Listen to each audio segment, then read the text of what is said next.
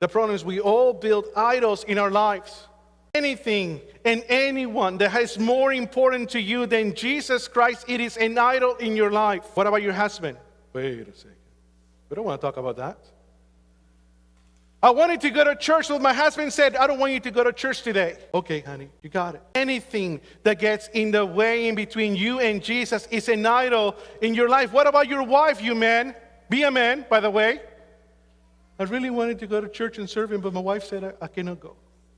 Man, what a wimp. Keep that track. It's going to end on divorce. Because if you think your goal is to please your wife in this life, in your marriage, you are going to end up in the divorce court. I promise you that. Because that is not your calling, that is not your purpose. You were called and you were built to lead. But you have to man up and lead and have an honest conversation with your spouse and say, honey, I love you, but the Lord has put a calling upon my life on which I'm called not to reject it, not to subdue it at any cost. But what if she gets mad at me? Oh, she already is. What's the big deal? Please understand, Adam did not eat of the fruit of the knowledge of good and evil. He had it there all along. Before Eve came, the whole time he did not compromise. He did not compromise. He did not compromise. When did he eat of the fruit of the tree of the good knowledge of good and evil? When? When he came out of the hand of his wife. Woman, wives,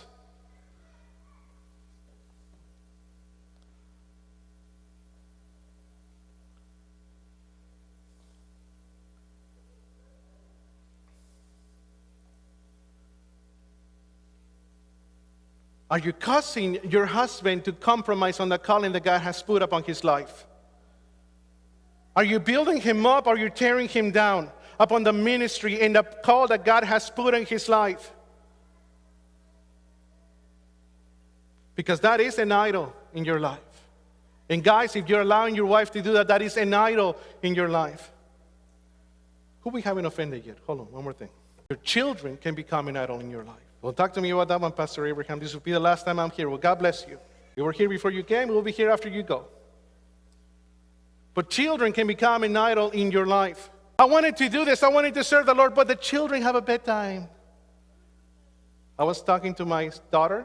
She is about to have her first child. We're talking about raising children. And I was reminding her, you need to build your kids' life around you and God's calling upon your life.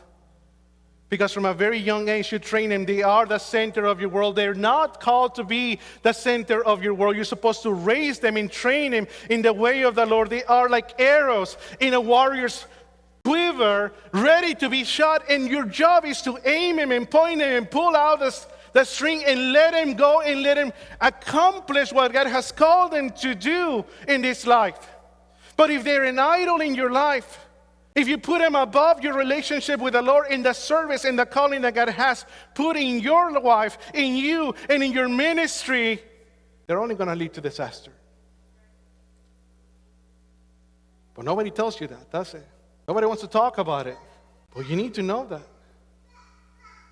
The best thing you can give your kids is not something that only a lawyer can settle after you're gone. The best thing you can leave your children is a living testimony of what it means to love and to serve the living Savior with your life, with your time, with your purpose. And you need to learn the lesson. What is an idol in your life? I wanted to be here early, but my wife would not finish getting dressed. Get in the car. You have the cars anyways. I'll see you at church, honey. You know what? They get ready like that. No, just wait for me. Put an curling iron inside of your car so they can finish the job in that way. That's a great trick. I don't know if you know if it works. It works. But please understand, idolatry will separate you from the Lord, from fellowship with His people. But there's always hope. In the book, in Ezekiel 48, it tells us that when Jesus Christ comes to reign, you know which is the first tribe that gets restored? The tribe of Dan are the first ones to come and bring tribute to the king. Listen, it's never too late. Get back where you need to be.